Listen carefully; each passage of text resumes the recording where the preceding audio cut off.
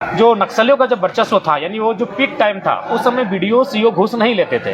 तो मैं उनको इस कथन के माध्यम से ये कहना चाहता था कि एक नक्सली से बीडीओ सीओ डरते थे, लेकिन सरकार और सिस्टम से नहीं डर रहे। मैडम एक मिनट का समय आप बाधित कर रही हैं। चलिए, क्यों बाधित करेंगी? क्यों बाधित करेंगी? आप मंत्री हैं, आपको बीच में रोकने का अधिकार नहीं है मंत्री मैडम। जल जमीन जंगल आदिवासियों का, और 70 में 50 से ज्यादा आदिवासी नक्सली क्यों? किन कारणों से एक भोला भाला आदिवासी नक्सली गतिविधियों की ओर अग्रसर हुआ? उन कारणों को जांचिए। इसमें ये होता है कि सरकार से और कानून व्यवस्था से कोई इकबाल नहीं रहा है और लोग जो है नक्सली पर ज्यादा विश्वास करते हैं। मैं यहाँ, ये बहुत पुराना उदाहरण है, ये 20 साल पुराना उदाहरण मैं दे रहा था, लेकिन बीच में मंत्री मैडम टोक दी और अध्यक्ष महोदय चूंकि वो सरकार की मंत्री हैं, थोड़ा सा अध्यक्ष महोदय को भी उनका फेवर करना पड़ा और बोला जयराम जी आज के लिए आपका समय इतना ही है। मैं उस बात को यहाँ पूरा करना चाहता हूँ, चूंकि देखिए आज आप विपक्ष के किसी भी विधायक का जो स्टेटमेंट आप देखेंगे सदन में, चाहे बालू को लेकर हो या अबू आवास को लेकर हो, तो उसमें कहीं ना कहीं करप्शन को सामने ला के रखते हैं। तो मैंने वही कहा कि अध्यक्ष महोदय, मैं आता हूँ पारसनाथ की तराई से और 1990-95 का दशक था। मैंने एक पेपर का 18 साल पुराना कोट भी हम लेकर आए थे कि उस समय क्या था कि गांव वाले लोग कहते थे कि जो नक्सलियों का जब वर्चस्व था, यानी वो जो पीक टाइम था, उस समय बीडीओ सीओ घूस नहीं लेते थे। तो मैं उनको इस कथन के माध्यम से ये कहना चाहता था कि एक नक्सली से बीडीओ सीओ डरते थे, लेकिन सरकार और सिस्टम से नहीं डर रहे हैं। वो लगातार शिकायतें आ रही हैं घूसखोरी की। और दूसरा इस कथन से हम यह भी कहना चाहते थे कि जब ये राज्य आदिवासियों का है, जंगल आदिवासियों का, पहाड़ आदिवासियों का, मुख्यमंत्री आदिवासी, राष्ट्रपति आदिवासी, और उसी राज्य में जो अभी वर्तमान में गृह विभाग का डाटा है जिसमें 72 या 73 नक्सलियों की सूची है, जिसका राज्यपाल महोदय ने अभिभाषण में जिक्र किया, सदन में एक वरिष्ठ विधायक ने भी उस विषय को जिक्र किया। तो मैंने वही कहा, जब ये राज्य आदिवासियों का, जल जमीन जंगल आदिवासियों का, और 70 में 50 से ज्यादा आदिवासी नक्सली क्यों? किन कारणों से एक भोला भाला आदिवासी नक्सली गतिविधियों की ओर अग्रसर हुआ? उन कारणों को जांचिए, उन कारणों को जानिए। और मैं भी चाहता हूं कि नक्सली असंवैधानिक है, वो गलत रास्ते में है, उन्हें उस रास्ते से ना जाने दिया जाए। और मेरे कहने का अर्थ यही था कि हथियारों से नहीं, विचारों से आप रोकें। मैं तो यहां तक कहता हूं कि आज अभी आप अगर नक्सली और पुलिस के मुठभेड़ को देखिएगा, जो मुठभेड़ में शामिल होते हैं पुलिस की तरफ से जो शहादत देते हैं, वो भी कहीं ना कहीं 3rd और 4th ग्रेड की नौकरी करने वाले सिपाही वर्ग के लोग होते हैं। अब जब ज्यादा अध्ययन कीजिएगा तो आपको कभी कभी ऐसा वाक्य सामने आएगा कि नक्सली मुठभेड़ में जो शख्स की जान गई और पुलिस में जो जिसकी शहादत हुई, उन दोनों का आपस में बहुत दूर का कनेक्शन है कि दोनों एक दूसरे से ममेरे फुफेरे भाई लगते हैं। तो मेरा कहना है कि ना उस पहाड़ की जरूरत आम व्यक्ति को है, ना उस पहाड़ की जरूरत पुलिस को है। उस पहाड़ में जो खनिज था, लेकिन उससे पहले स्पीकर महोदय ने कहा कि जयराम जी आज आपका समय नहीं है। तो मैंने कहा कि आसन की गरिमा है अध्यक्ष महोदय, आसन का सम्मान है, लेकिन जिस दिन फिर हम खड़ा होंगे इस बात को पूरा पुनः दोहरा के जाएंगे। देखिए, ऐसी स्थिति का कारण यही कि जो भी सरकारी पदाधिकारी हैं उन्हें अपनी जो सैलरी है उसे आत्मसंतुष्टि करनी चाहिए। जब तक वो अपनी सैलरी से आत्मसंतुष्टि नहीं करेंगे तब तक नहीं हमें लगता है कि इस राज्य को आप सुचारू रूप से चला पाएंगे। ये कोयले का जो अवैध कोयला कालाबाजारी हो रही है, उसमें क्या कमी आई है सरकार से या और बढ़ा है आपने? नहीं, देखिए हमारे खिलाफ ख्याल से बढ़ा है।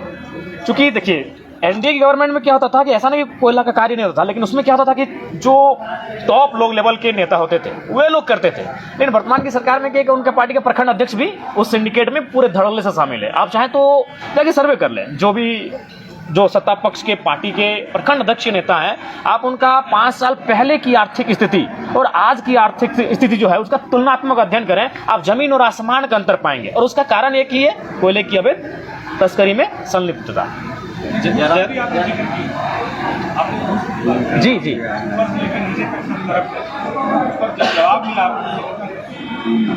देखिए जवाब जैसे कि वित्त मंत्री महोदय जवाब दे रहे थे और सदन के एक वरिष्ठ नेता भी हैं, वित्त मंत्री भी हैं और सुलझे हुए इंसान हैं, लेकिन मैं उनके जवाब को उन्हीं के क्षेत्र में ले जाता हूं। वो पलामू क्षेत्र से आते हैं, पलामू प्रमंडल से, और हमें लगता है कल के ही अखबार में मैंने पढ़ा कि एक डीएसपी को बालू जो अवैध तस्करी करते हैं, अवैध कार्य करते हैं, उन्होंने डीएसपी को घायल कर दिया।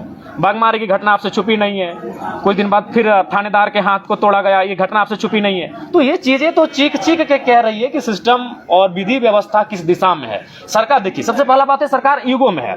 कि भाई हम सरकार में अपनी खामियों को क्यों स्वीकारें। मेरा कहना है वही सरकार बेहतर होती जो अपनी गलतियों को स्वीकारे कि हाँ ये गलतियां हम में हुई हैं। ठीक है, आप सदन में मत स्वीकारिए। मेरा कहना है सरकार के जो मंत्री हैं वो सदन में ना स्वीकारे कि हम भूल कर रहे हैं, लेकिन आप जब कैबिनेट में बैठते हैं, जब कैमरा ना होता है, जब मीडिया नहीं होती है, उस समय स्वीकारे कि हाँ ये असुविधाएं इस राज्य में है जो राज्य की जनता के लिए खेद है। जब तक वो अपनी खामियों को नहीं स्वीकारेंगे, अपनी गलतियों को नहीं स्वीकारेंगे, बल्कि अपनी गलतियों में ईगो के रूप में खड़े हो जाएंगे, इस राज्य को आप गति नहीं दे सकते हैं। जयराम जी, रसैया संयोजिका के लोग जो है वहाँ विधानसभा के बाहर आंदोलनरत हैं। लोग कह रहे हैं कि 2000 के लिए हमें आंदोलन करना पड़ रहा है और मैया सम्मान योजना जो घर बैठे बैठे। तो गलत तो नहीं कह रहे हैं, सही बात है। मान के चलिए मैया सम्मान योजना एक तरह से ये उपहार है, एक तरह से ये पुरस्कार है, तो उनका कहना ठीक है। पुरस्कार से तो ज्यादा उनको मिलना चाहिए जो श्रम कर रहे हैं, क्योंकि मैया सम्मान योजना की राशि जिस बहन को जा रही है, मैंने पहले भी तर्क दिया था 45 से ऊपर का, मैं 40-45 के जो ऊपर उनका मैं समर्थन करता हूं, और बाकी जो लगे उनको स्कॉलरशिप के रूप में मिले, मैं आज भी उस बात पर अड़ी हूं, चाहे मेरा वोट का क्या है मतलब नहीं है, लेकिन उनका भी तर्क सही है कि ये उपहार के रूप में हम इनको 2500 रुपए दे रहे हैं और वो श्रम कर रहे हैं, लगभग 8 घंटे श्रम कर रहे हैं, चाहे वो रसोईया हो, पोषण सखी हो, जल सहिया हो, सेविका हो, सहायिका हो, स्वास्थ्य सहिया हो, वो श्रम कर रही है। तो जाहिर सी बात है, अगर किसी को आप उपहार में, यही चूंकि सरकार का विषय है, सरकार अगर किसी को उपहार में 2500 रुपए देगी तो उसी समय कोई बहन खड़ा होकर कहेगी कि हम 8 घंटे श्रम कर रहे हैं और तो हम कम से कम उससे दोगुना राशि लेने का हकदार रखते हैं। आप उनको दीजिए 2.5। अगर आप मैया सम्मान योजना चूंकि अपने सरकार बना लिए, वो आपका मुख्य एजेंडा था चुनाव जीतने का, तो चूंकि अगर आप मैया को 2500 रुपए देते हैं तो जो लोग श्रम कर रही हैं, चाहे वो कोई रहे, आंगनबाड़ी की रहे, जल सहिया रहे, स्वास्थ्य रहिया रहे, पोषण सखी रहिया, रसोईया रहे, उनको कम से कम उनसे इस 2500 से दुगना वेतन मिलना चाहिए, क्योंकि वो श्रम कर रही है, वो अपने आप का मेहनत कर रही है, वो खटा रही है अपने आप को। जी, ये तो काफी दुर्भाग्यपूर्ण है। ये रिपोर्ट अभी 2020 जब वो कोरोना का काल था, जब हमें लगता है कि एक आम व्यक्ति के साथ साथ शायद पत्रकार बंधुओं ने आपने भी एक टीम बनाया होगा और आप लोग गांव-गांव मास्क लगाकर, हाथ में ग्लव्स लगाकर गए होंगे और लोगों की सेवा किए होंगे, आप एक दूसरे से डोनेशन कलेक्ट किए होंगे, और उस समय जो राशि अगर सरकार को मिलती है और उसमें अगर घोटाला होता है तो ये तो मतलब इसमें तो कोई उत्तर ही और मैंने कहने लायक ही नहीं बचता है। जयराम जी, डांस से अच्छा नहीं रहा है। थाना में अभी भी 5 महिलाओं को गाँव से बाहर निकाल दिया गया, क्या कहेंगे? देखिए, ये बिल्कुल अमर्यादित है, असंवैधानिक, अमानवीय है, और सरकार को चाहिए विशेष इस बात को संज्ञान में लेते हुए जो लोग दोषी हैं उन पर कार्रवाई करें, क्योंकि आज 21वीं सदी में इस लोकतांत्रिक भारत में डांड, पिशाच, ये भूत प्रेत, ये विषय नहीं होने चाहिए।